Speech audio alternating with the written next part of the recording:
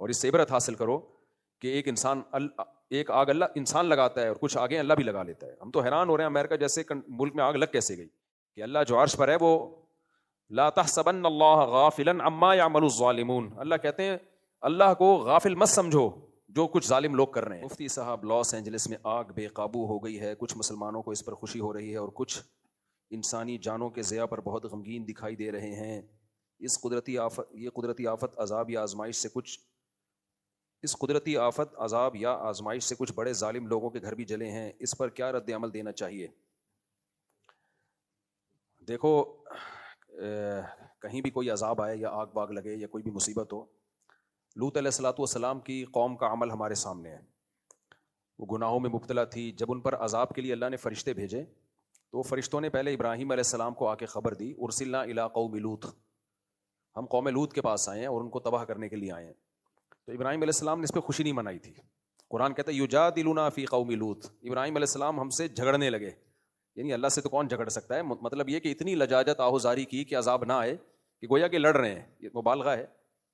اور اللہ نے فرمایا ان ابراہیم لحلیم اواہ منیب، نرم دل تھے، بردبار تھے. تو انسان کسی کے عذاب کو دیکھ کے انسان پہ یہ سوٹ نہیں کرتا کہ وہ خوش ہو.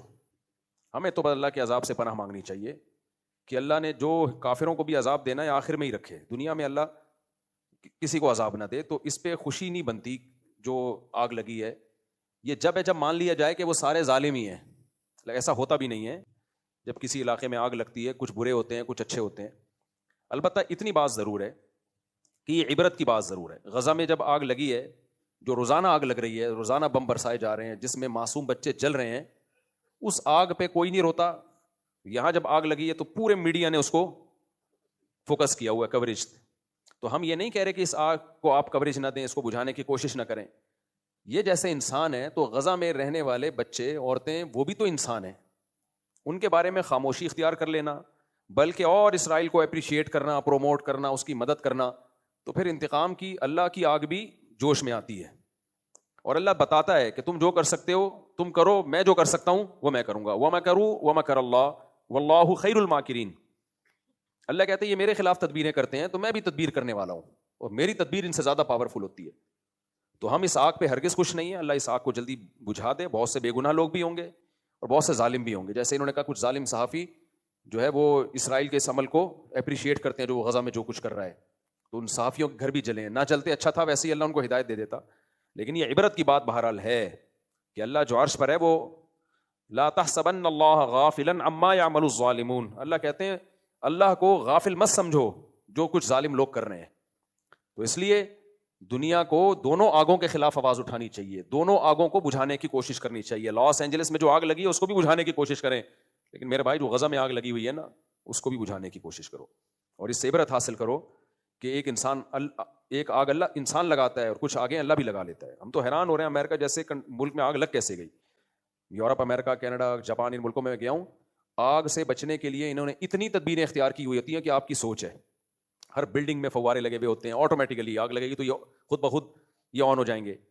اور سڑکوں کے کنارے سڑکوں میں جو ہے نا ایسی جال بچھایا ہوا ہوتا ہے گیسز کا کہ جیسے ہی یا پانی کی لائنیں الگ سے ہوتی ہیں کہ آگ لگی تو یہ خود بخود کھل جائیں گی. اتنا ان کا آگ بجھانے کے ان کے جو سروسز ہیں وہ اتنی ایکٹیو ہیں کہ آپ سوچ بھی نہیں سکتے. اس کے باوجود لگ جاتی ہے. وجہ اس کی بھائی اللہ سے کوئی لڑ نہیں سکتا، اللہ سے کوئی لڑ نہیں سکتا. حادثات بہرحال ہوتے ہیں تو ہمیں ڈرنا چاہیے کہ جو اللہ ہے نا عرش پر وہ غافل نہیں ہے. تو اتنی بات ضرور ہے کہ ان بڑی طاقتوں کو ہوش کے ناخن لینا چاہیے کہ آپ غزہ پہ جس طرح سے خاموش ہو. ٹھیک ہے کچھ لوگ احتجاج، وہاں بھی امریکہ میں بھی عوام احتجاج کرتی ہے. یہ سارے امریکہ ایک جیسے نہیں ہیں. بہت سے لوگ غزہ کے حق میں آواز اٹھاتے ہیں. یو کے میں بھی، آسٹریلیا میں بھی، کینیڈا میں بھی، ہر جگہ آوازیں اٹھ رہی ہیں. لیکن وہ اتنی پاورفل آوازیں نہیں ہیں کہ اسرائیل باز آ جائے اس ظلم سے جو وہ غزہ میں کر رہا ہے. تو اس لیے یہ عبرت کا سامان ہے. تو عبرت والوں کو اس سے، اور پھر جو آگ میں جلتے ہیں تو ان کو احساس بھی ہوگا کہ آگ ہوتی کیا چیز ہے. جب تک انسان اس مصیبت میں خود نہیں مبتلا ہوتا نا دوسرے کے غم کا احساس نہیں ہوتا. جو اللہ نے ہمیں رمضان میں روزے رکھنے کا حکم دیا اس میں بہت ساری حکمتوں میں ایک حکمت یہ بھی ہے کہ بھوکا رہ کے غریبوں کا احساس ہوتا ہے کہ بھوک کیا چیز ہوتی ہے. جن کو کھانا نہیں ملتا ان بیچاروں کی کیا کیفیت ہوتی ہے. تو اللہ کی طرف سے آزمائشیں، اللہ تعالیٰ اس آگ کو جلدی بجھائے اور اس عذاب کو جلدی ٹالے، ختم کرے. اور لوگ جتنے جو زخمی ہیں اللہ ان کو جلد سے جلد شفا دے.